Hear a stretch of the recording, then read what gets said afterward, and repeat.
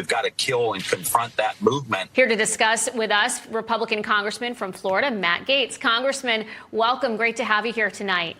Well, it's good to be on, but when they're wishing for our death, when they are calling to kill MAGA, it makes me a little uncomfortable, because I think when Joe Biden's talking about the MAGA Republicans in Congress, I'm the one he's talking about in a lot of these cases. And when you think about the language they're using, it's a heck of a lot more explicit in the calls for violence than anything we ever saw out of the pillow salesman who was rounded up at a Minnesota Hardee's by the FBI.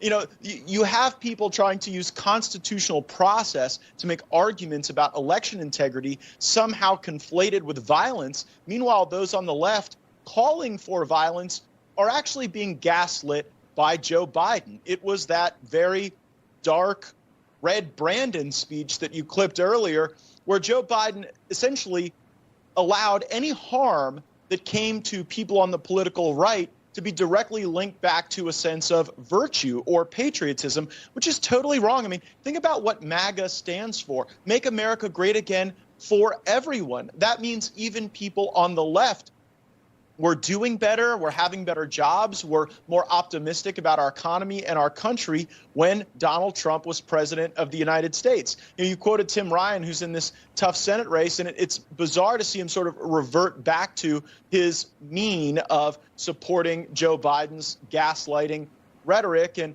Tim Ryan sometimes brags about being a master at yoga here in the Congress. Nothing wrong with yoga, right, but he's going to have to contort himself like some sort of weird Twister game if he wants the people of Ohio to vote for him. That's Trump country up there.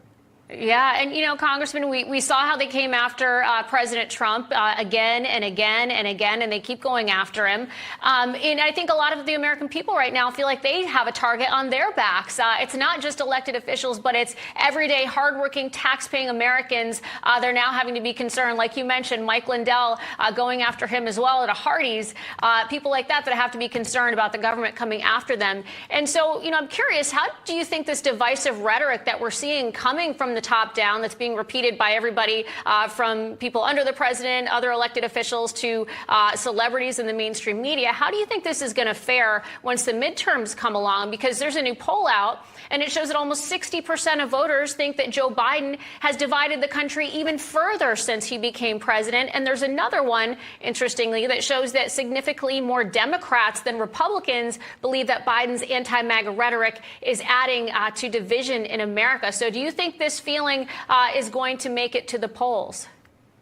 Well, it's pretty simple. Americans were united around the idea that inflation was too high and it was Joe Biden's fault, because they saw the policy choices that resulted in all of us having to live diminished lives. So we, the Republicans, don't need to divide the country, because on the principal pocketbook issues, the country is with us. And so Democrats are using issues like abortion and race and any other thing they can use to try to divide the American people, to get everybody to revert back to their, political, most vicious state. And they hope that they can claw their way to some sort of a majority in the Senate. As a consequence, probably the House being lost as a result of just the pain the American people have gone through. So, yes, I do think the rhetoric from the left is on purpose to divide people for the sake of their politics. The good news is we actually have 4 years of the Trump presidency to point to say, you know what, if our economy's doing better, if you have a better job, if you're making more money, we can all be happier, left and right together. Right.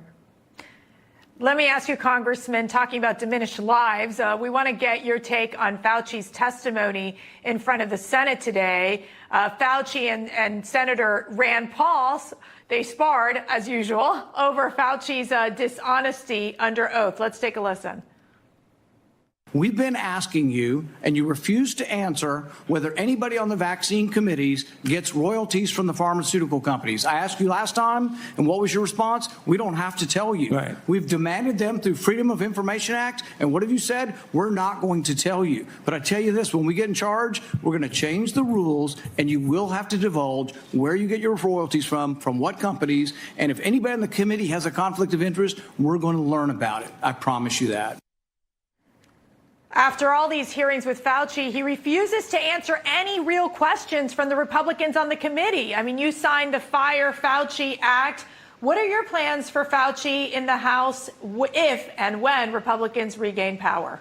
So Fauci is the front end of the wave. I expect that Mayorkas, maybe people at the FBI and DOJ will be leaving when they learn that they have to spend all of their time answering questions from House Republicans. I think that Dr. Fauci is probably going to get a very lucrative job offer at a pharmaceutical company or a university. But here's my message to anyone who would hire Dr. Fauci.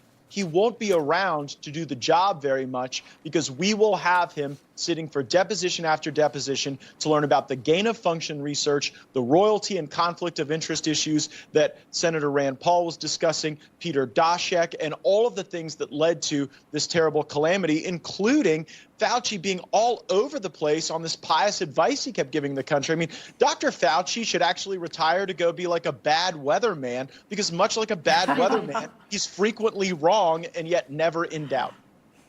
Such a great point. Congressman Matt Gaetz, well, we thank you for all the work that you do and for holding people like Fauci accountable. And thanks for joining us tonight. Hope you'll come back more often. Absolutely. Thanks so much.